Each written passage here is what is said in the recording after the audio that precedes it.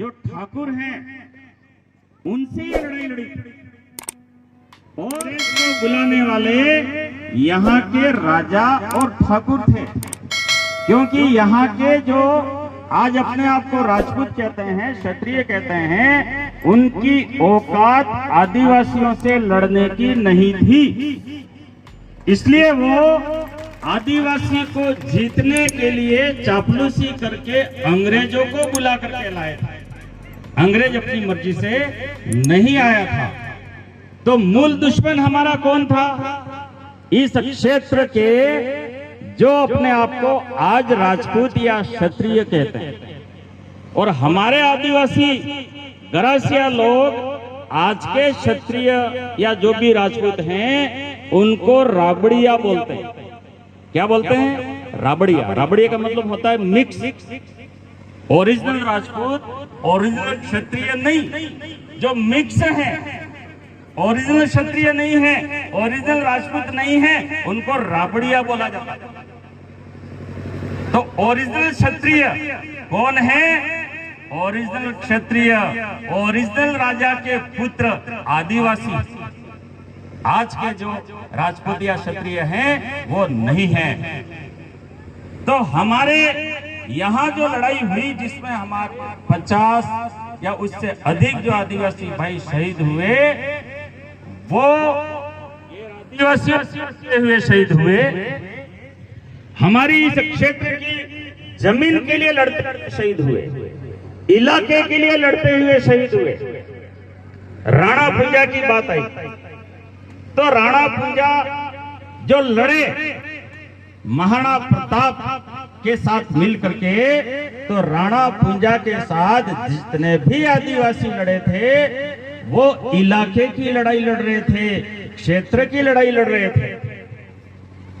और आदिवासी लोग नहीं चाहते थे कि कोई विदेशी, चाहे वो मुसलमान हो या चाहे कोई भी हो, वो आदिवासी इलाके पर आकर के राजा बने। आदिवासी तो किस बात की लड़ाई थी? आदिवासी इलाके पर गैर आदिवासी के शासन को रोकने की लड़ाई थी। आदिवासी इलाके में गैर आदिवासी लोगों को आने की लड़ाई थी, भूला वाले की लड़ाई। और उसी के साथ आदिवासी क्षेत्र में गैर आदिवासी संस्कृति और गैर आदिवासी धर्म को रोकने की लड़ाई थी, भूला वाले की लड़ाई। और ये लड़ाई केवल भूला वालरिया के आदिवासियों ने नहीं लड़ी, ये हमारे बांसवाड़ा जिले में और गुजरात की बॉर्डर पे मानगढ़ जो पहाड़ है, उस मानगढ़ की पहाड़ी पर भी 1500 भीलों ने अंग्रेज और वहां के राजपूत राजा हैं उनसे लड़ते हुए अपने प्राणों की आहुतियां दी थी। तो वहां की लड़ाई किस बात की थी? इलाके की लड़ाई थी और झंडे की लड़ाई थी। आदिवासी संस्कृति को बचाने की लड़ाई थी। आदिवासी का झंडा कौन सा? जिस झंडे में चांद और सूरज का निशान है उसको निशानी बोलते हैं। तो आदिवासी अपने झंडे को बचाना चाहता था, अपने इलाके को बचाना चाहता था, अपनी संस्कृति को बचाना चाहता था, अपने धर्म को बचाना चाहता था, और गैरों की संस्कृति और गैरों को अपने इलाके में नहीं आने देना चाहता था। उस बात की लड़ाई आदिवासी लड़ी। और वो लड़ाइयां आदिवासियों ने इतनी मजबूती के साथ लड़ी कि 1516 में अकबर मुसलमान जो पूरे देश का राजा बन गया था, सारे देश के गैर आदिवासियों को उसने हरा दिया था। सारे देश के गैर आदिवासी उस मुसलमान राजा की अधीनता स्वीकार कर चुके थे, और जो आज अपने आप को राजपूत और क्षत्रिय कहते हैं वो भी उन मुसलमानों के पांव में गिर गए थे। जोधपुर के राजा ने अपनी बेटी अकबर को ब्याही दिया, इतना गिर गए थे। आज के राजपूत जो अपने आप को क्षत्रिय कहते थे, अपनी बहन बेटियां मुसलमानों को ब्याह करके उनकी शादियां करवा करके भी वो राजा बने रहना चाहते थे। ऐसी गिरोही मानसिकता के लोग थे वो। महाराणा प्रताप के सामने जब ये परिस्थिति आई कि महाराणा प्रताप और उनके वंशज उनके घर से भी मुसलमानों के घर में डोलियां बुलाई जा रही थी, तब महाराणा प्रताप ने चित्तौड़ को छोड़ दिया। और आदिवासी ऐसे लोग हैं जो महिलाओं की इज्जत करते हैं, महिला की इज्जत लूटते नहीं हैं, महिला की इज्जत की रक्षा करते हैं। अगर मैं आदिवासियों के बीच में चला जाता हूं तो ये आदिवासी मेरे घर की राजपूत बहन बेटियों की रक्षा करें। हमारी शरण में आया था महाराणा प्रताप। और आदिवासियों ने महाराणा प्रताप के लिए नहीं लड़ा था, इलाके के लिए लड़ा था। और महाराणा प्रताप अपनी इज्जत और मान मर्यादा बचाने के लिए आदिवासियों के बीच में आया था। और आदिवासियों ने उसकी इज्जत के साथ साथ अपनी खुद की बहन बेटियों की भी रक्षा की और इलाके की भी रक्षा। पूरे देश में अकबर पर भी नहीं हारा, लेकिन हल्दी घाटी आदिवासी की सीमा शुरू होती है, वहां आदिवासियों ने पड़ाव डाला और बोल दिया कि होगा सारे देश का राजा, हमारे इलाके के राजा हम भील हैं और भीलों के एरिया में तू पूरे देश का शहंशाह होगा, लेकिन यहाँ नहीं आ। ये खून आदिवासी का था, ये वीरता आदिवासी की थी, ये वीरता गरासियों की थी। यहाँ के हल्दी घाटी में गरासिया लड़े थे। कोई हल्दी घाटी में बांसवाड़ा का भील आके नहीं लड़ा था, या डूंगरपुर का भील आकर के नहीं लड़ा था। डूंगरपुर का भील इसका मतलब कायर ऐसा नहीं था। हम वहां लड़े थे संतरामपुर के राजपूतों से, और उनसे लड़ रहे थे हमारे लोग जो मानगढ़ पे शहीद हुए थे। तो यहाँ के गरासिया और यहाँ के भील हल्दी घाटी में जुड़े थे और महाराणा प्रताप के साथ मिल करके मुसलमानों से यहाँ लड़ रहे थे, इलाकों को बचाने की लड़ाई। जब अंग्रेज इस देश में आए तो इस देश को बचाने के लिए, इस इलाके की जमीन को बचाने के लिए आदिवासी ने हथियार उठाया, आदिवासी लड़ा, दूसरी किसी भी जाति का व्यक्ति नहीं लड़ा। यहां से लेकर के मानगढ़, गुजरात, मध्य प्रदेश और इधर से पाकिस्तान की बॉर्डर तक आप देख लो, इतिहास उठा करके अगर एक साथ 5 गैर आदिवासी देश के लिए शहीद हुए हो और इतिहास में कहीं पर भी लिखा हो बता दो। लेकिन आज का अखबार बोला है हमारे आदिवासी कहते हैं 1000 से ऊपर शहीद हुए थे यहाँ पे, लेकिन अखबार आज का बोला है 50 आदिवासी अंग्रेजों से लड़ते हुए शहीद हुए। मैं गैर आदिवासी से, राजपूतों से सबसे पूछना चाहता हूँ कि 5 राजपूत एक साथ अंग्रेज से लड़ते हुए शहीद हुए हो तो बता दो कहाँ थी उस समय? तुम्हारे खून में मर्दानगी कहाँ चली गई थी? कहाँ चली गई थी तुम्हारे खून की मर्दानगी जब अकबर तुम्हारी बहन बेटियों से मुसलमानों की ब्याह करवा रहा था? आदिवासी की मर्दानगी उस समय भी मौजूद थी और आदिवासी की मर्दानगी आज भी मौजूद है। इलाके के लिए तब भी आदिवासी लड़ा था, इलाके के लिए आज भी आदिवासी लड़ रहा है और हम लड़ेंगे।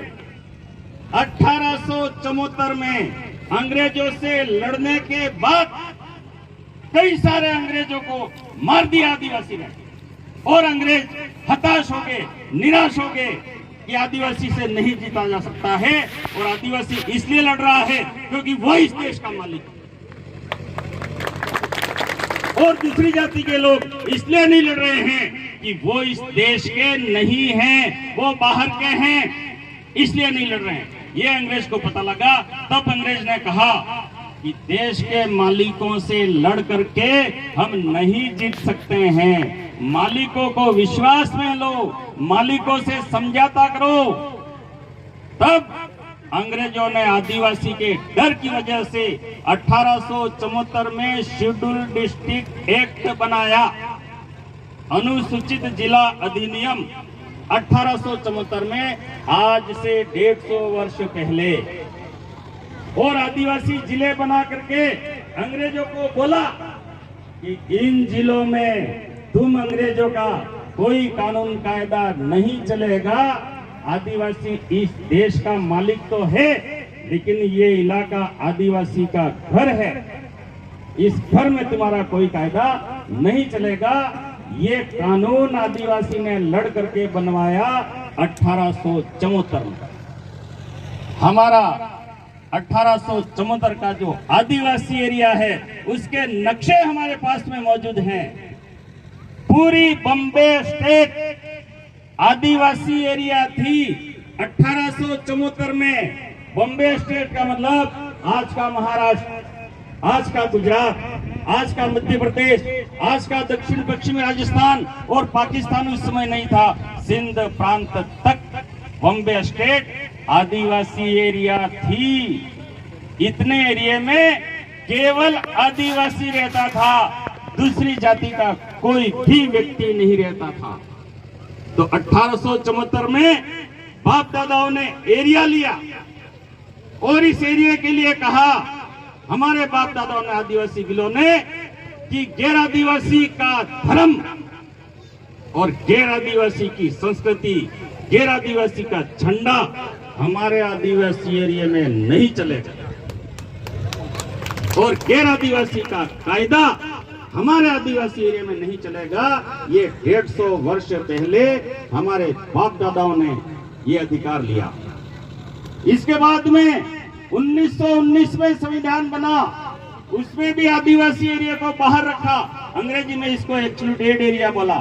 1935 में भारत शासन अधिनियम बना, उसमें भी आदिवासी एरिया को बाहर रखा। यहाँ किसी का कोई कानून कायदा नहीं चलेगा, यहाँ केवल आदिवासी की मर्जी चलेगी, क्योंकि आदिवासी इस क्षेत्र का ही नहीं पूरे देश का मालिक है। और मालिक को अगर उसके घर में छेड़ दिया तो हो सकता है इस भारत देश में भी नहीं रहने दे, ये भारत देश को भी खाली करवा दे। इस डर की वजह से आदिवासी को आदिवासी इलाका दिया। गवर्नमेंट ऑफ इंडिया एक्ट 1935 का आदिवासी एरिया मध्य प्रदेश, महाराष्ट्र, गुजरात, दक्षिण पश्चिमी राजस्थान, सिंध प्रांत पाकिस्तान, आदिवासी एरिया। 1947 में इंडिपेंडेंट एक्ट बना 18 जुलाई को। उस इंडिपेंडेंट एक्ट में लिखा कि हम अंग्रेज इस देश को छोड़ करके जा रहे हैं, लेकिन इस देश को जो भी जवाहरलाल नेहरू चलाओ या मोहम्मद अली जिन्ना चलाओ, लेकिन कायदा आदिवासी ने बनाया है वही चलेगा, कोई नया संविधान तुम नहीं बनाओगे। ये इंडिपेंडेंट एक्ट 1874 में लिखा और लिखने वो यहां से गए।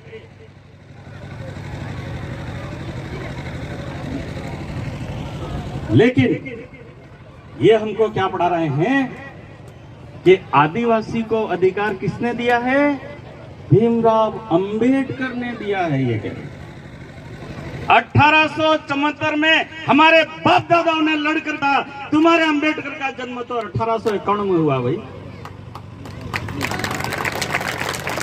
आदिवासी के ऊपर किसी ने कोई मेहरबानी नहीं की है। आदिवासी ने जो लिया लड़के लिया है। किसी ने हमें खैरात नहीं दी है, किसी ने हमें भीख नहीं दी है, क्योंकि आदिवासी दातार कौम है, देने वाली कौम है, आदिवासी लेने वाली कौम नहीं।